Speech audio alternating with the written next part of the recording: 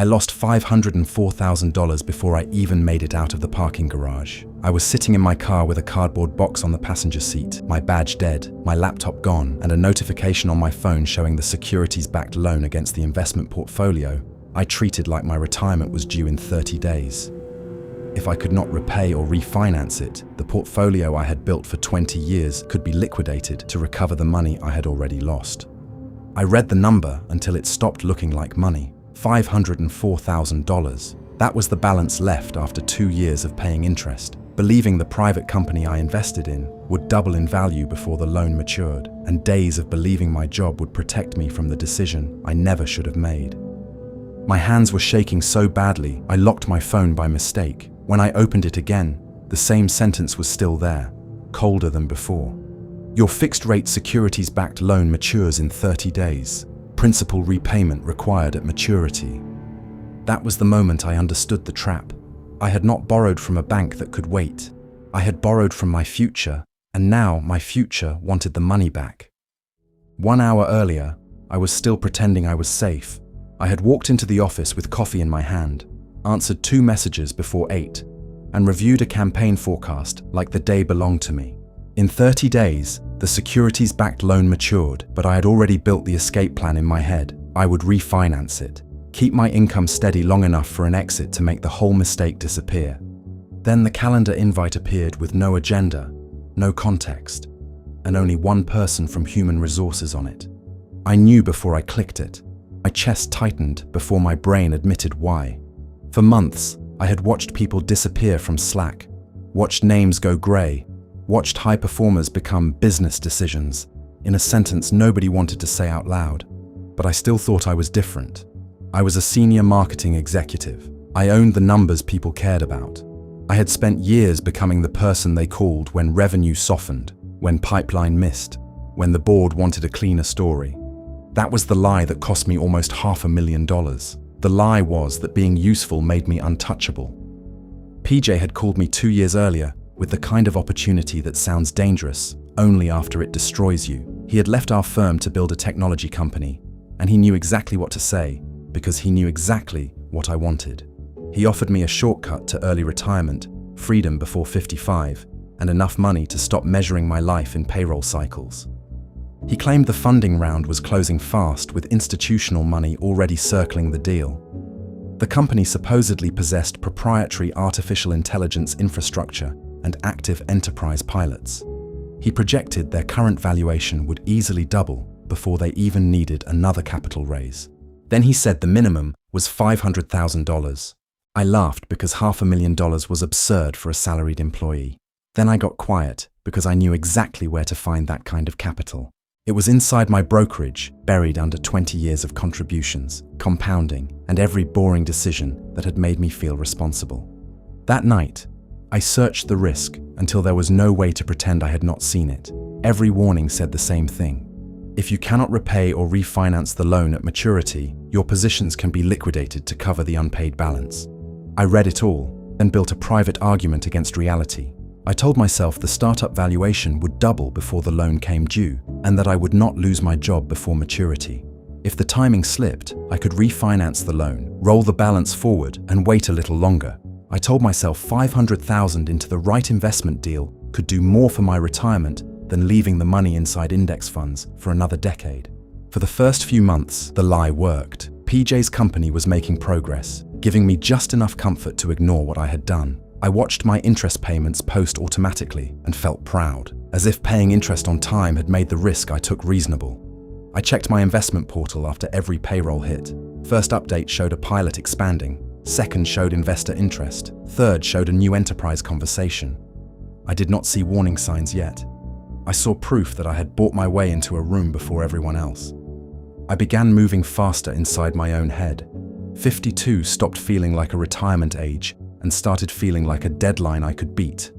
I opened my spreadsheet, raised my projected exit value, and stared at a future where one reckless transfer made 20 careful years look slow. Month 4 broke that feeling.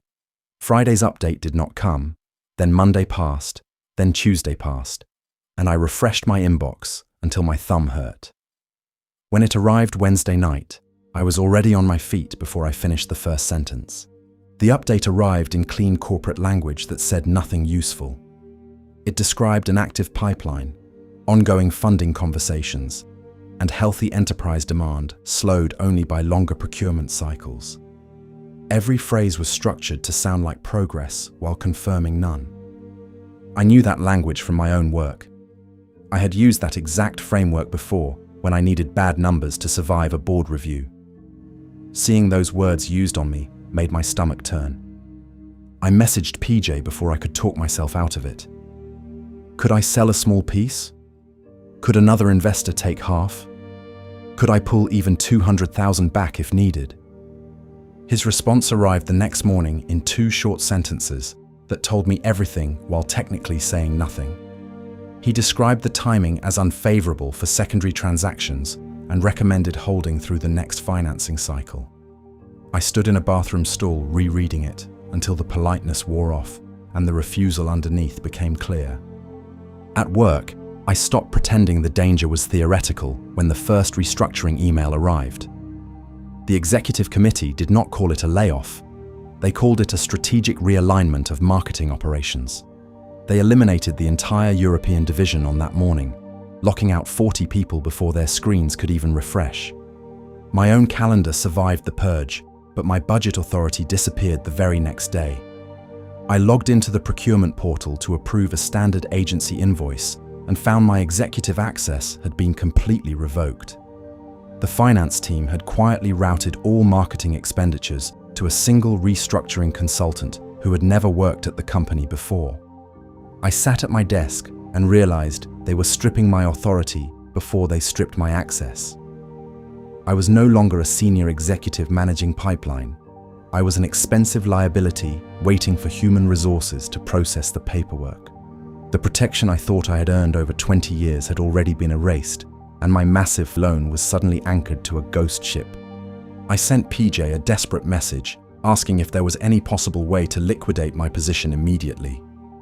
He took 42 excruciating minutes to compose a response to my panic, replying with the exact corporate distance I feared. He explicitly stated that there was zero liquidity available right now, effectively shutting down my only escape route and turning my $500,000 into a locked box. I opened the loan dashboard again and tried to turn the problem into math I could control. Current balance, maturity date, loan to value, eligible collateral. Every line pointed back to the same thing. The portfolio I had built for 20 years was the only thing standing behind a $500,000 debt. I started testing escape routes that were not really exits. Every option ended in the same place. I either needed the startup to become liquid, or I needed the job to keep me looking safe enough for another lender to say yes. That was when the panic became physical. I could feel it behind my ribs during meetings, in my jaw when I answered emails, in my hands when I typed campaign numbers I no longer cared about. Every screen looked like it was hiding the same question. What happens if today is the day? I started checking the loan dashboard before I checked work messages. $500,000 with the same maturity date waiting in the distance. I was making the interest payments, but the principal had not moved, and I needed an exit before the loan reached me. I searched the lending agreement during work hours and hated how desperate that made me feel. I looked for extension language, refinance terms, collateral rules, anything that sounded like a door. Every page gave me procedure instead of escape. Then I started watching myself become worse at the job I believed made me untouchable. I missed a detail in a forecast review and heard my own voice stumble. I sent a deck with an old chart inside it and felt heat climb up my neck when someone corrected me. I was still performing, but I was no longer clean. Part of me was always inside the loan portal, always inside the investor portal, always inside the message thread with PJ. I could be sitting in a leadership meeting and still see the loan in every conversation. A director 2 levels above me lost his role, and his team learned about it only when his calendar went dark. I discovered it myself when his name disappeared from a shared distribution list I had been copied on for 3 years. I pulled up my own employment profile that evening and read my contract terms for the first time since I signed them. I refreshed my calendar too many times. I studied every invite before accepting it. If an unfamiliar name appeared, my stomach dropped. If HR appeared, I stopped breathing until I confirmed it was unrelated. The final blow to my investment arrived through a leaked article in a major financial publication rather than a private investor update. A prominent venture capital firm had walked away from its funding commitment to PJ's startup after extended diligence, citing changed market conditions and unresolved concerns around commercialization.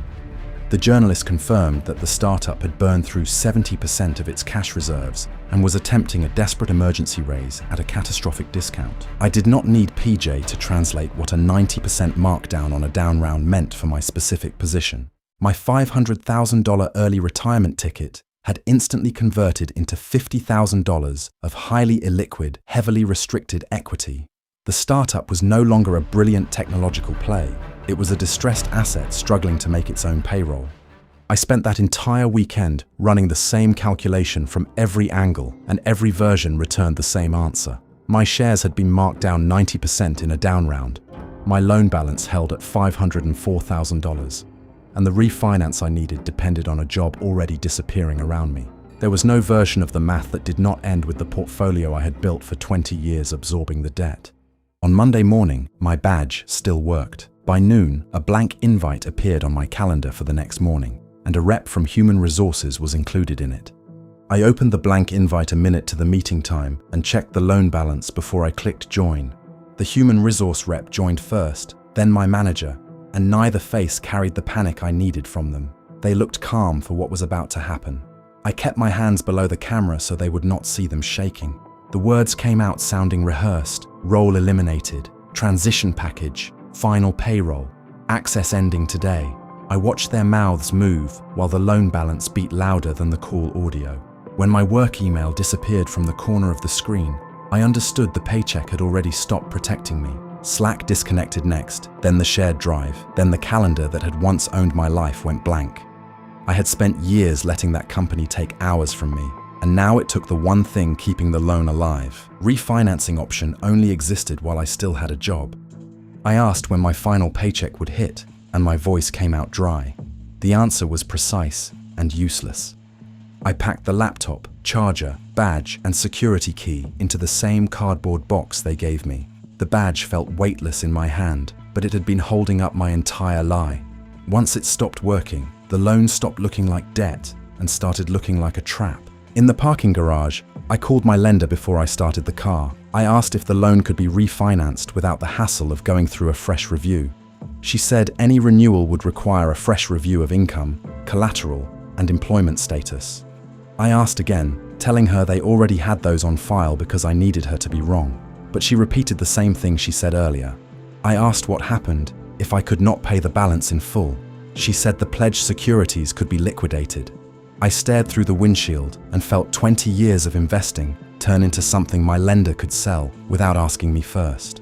I opened my message thread with PJ and saw the last thing he had sent me before the layoff. There is no liquidity. I did not message him again because there was nothing left to ask. The investment had already answered me, and the answer was that my money existed only as a number on a screen. I received the loan notice on my phone before I started the car. $504,000 due in 30 days. I opened my brokerage account and looked at the portfolio I had built over 20 years, knowing my lender could liquidate my pledged securities if I missed the deadline. One decision had turned my safest money into the easiest money to destroy. By midnight, I had stopped pretending there was a rescue. I had no paycheck, no buyer, no liquid investment, and no way to repay the loan before the deadline.